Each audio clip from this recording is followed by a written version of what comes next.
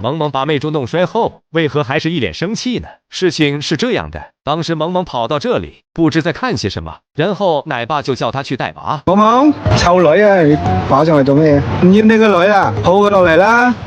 听到奶爸的声音后，萌萌快速的朝着媚珠跑去。此时的媚珠正在这个椅子上玩耍，萌萌需要绕一圈才能抵达这里。过了10几秒后，萌萌成功抵达，但是表情好像不对，然后来到媚珠身旁，犹豫了片刻后，他还是将媚珠一把搂在了怀里。游客上一秒还以为萌萌要晒娃时，哪知下一秒媚珠就掉了下去。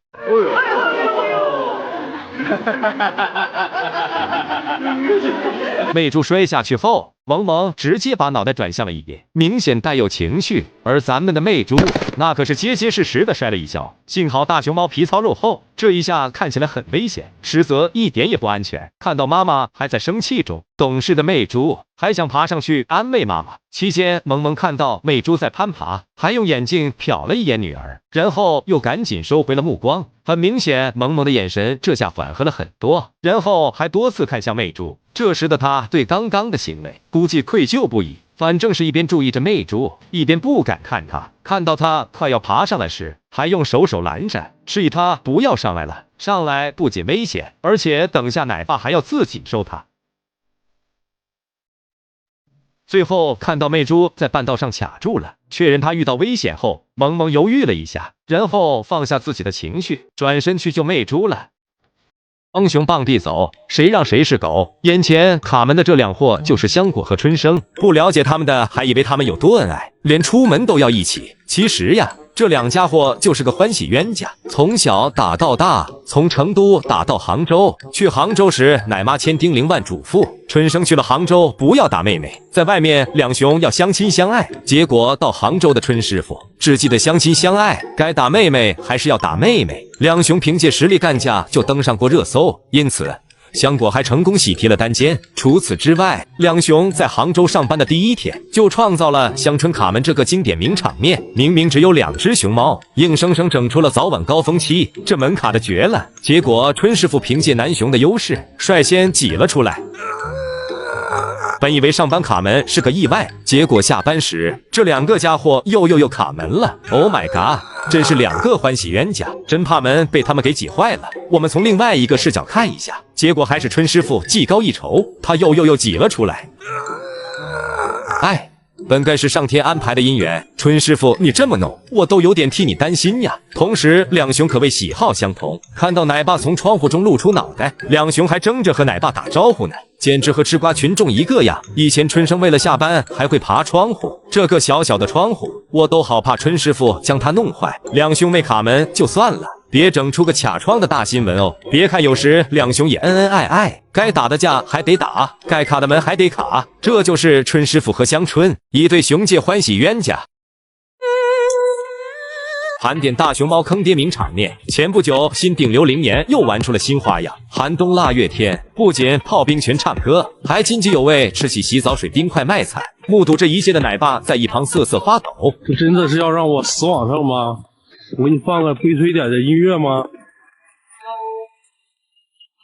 如今天气变暖，他不仅吃起了枯草，身旁的嫩竹更是被他放置一旁。先前他还坐在雪地里啃过木桩，边啃边叹气，这是铁了心的让奶爸背锅呀。隔壁的麦麦听闻后，心想坑爹这事他最在行，就和灵岩攀比了起来，不仅蜷缩在角落里，氛围直接拉满，而且还边吃鸡笼边哭泣。特么的，你们俩演技一个比一个牛，奶爸也是一点一点被你们送上热搜。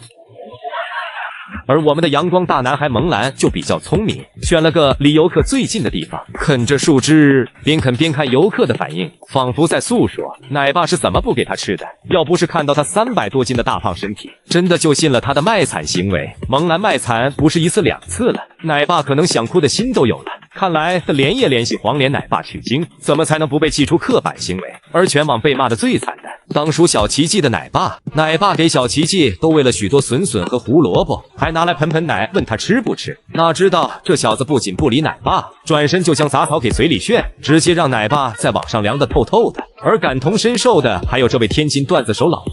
这一切都要归功于八里台的二姑奶奶喜乐。大热天，喜乐穿深貂，耍脾气不可回空调房，瞧给冯奶爸急得都喊他祖宗了。祖宗回去吧，行吧，我已经受不了了，我都快死在这儿了。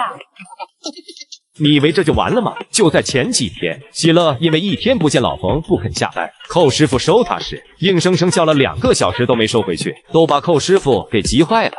乐乐，回去吧，你是我姥爷。哎，不得不说，咱们的国宝真是把奶爸拿捏得死死的，而这只大熊猫就更牛了，差点让奶爸下跪。奶爸为了锻炼雪宝的后肢力量，吃小苹果时让它站立，雪宝为了不那么辛苦吃到食物，竟当场跪在了地上。奶爸一看，这怎么能行？这不是让自己死网上吗？奶爸恨不得当场也给雪宝磕一个。网友们还知道哪些啃贴的大熊猫呢？是我见过胆子最大的大熊猫，把刺猬抓来，用它来按摩。它的名字叫做雅吉。这天游客一进来，就发现他手里抓了一只刺猬。哦，你看，就这个刺猬呗。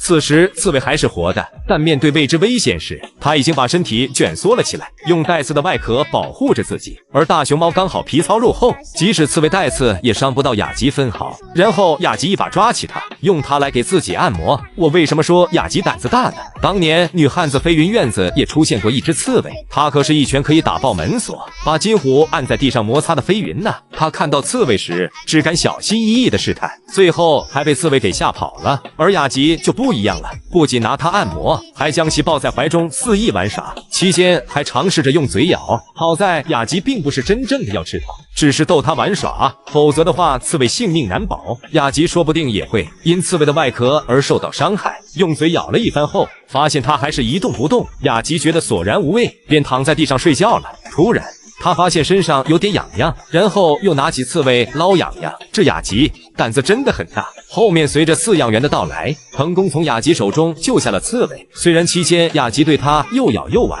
但并没有对其造成实质性伤害。还有这个画面，我们看着好玩，感觉雅吉的胆子很大。实际上，这对大熊猫来说充满了危险。比如雅吉，一旦它把刺猬吃进肚子，可能就会面临生命危险。大熊猫的院子总是出现老鼠呀、一些动物呀，这说明动物园一定要加强管理，防止意外情况发生。比如前段时间，福宝身体出现了发抖的情况，据说就是因为福宝的院子出现老鼠后，他才这样的。这可牵动了全球亿万粉丝们的心。来，大熊猫花花也有攻击性，多次欺负新奶爸奶妈。众所周知，花花一直都是可爱温柔的形象，尤其在谭爷爷面前，听话的像个小女孩，不吵又不闹。可是这天基地来了一个新奶妈，花花却一改常态，气汹汹的就朝着奶妈走去。奶妈顿时被花花的气势吓到了，然后赶紧朝着谭爷爷身后躲去。即使有谭爷爷阻拦，花花也没有停止该行为。看花花的姿势和动作，明显就是一个攻击性的状态。我话都没说完，他就一个袭击，他还以为抱的是奶妈呢，死死的抓住不放，结果发现是谭爷爷，赶紧又坐了起来。而奶妈早被这一幕吓跑了，从此没敢来花花的院子。除了欺负新奶妈，花花还欺负新奶爸。这天谭爷爷因为有事，一个新奶爸来给花花喂食。幸好新奶爸比较聪明，知道使用美食剂，可美食剂只能延缓花花的攻击，并不能彻底阻止他攻击。奶爸只能边退边喂，花花带来的压迫感很强啊。换做刚刚那个奶妈，估计早就丢下盆盆跑了。该说不说，这花花平时看起来温柔可爱，没想到还有攻击性的一面。果然古话说的没错，大熊猫虽然可爱，毕竟它们是熊不是猫。看到花花这一行为，估计谭爷爷也操心坏了，以至于谭爷爷都不敢出差。一旦出个差，没人敢近距离投喂花花，花花估计就要被同伴抢食物，从而饿肚子了。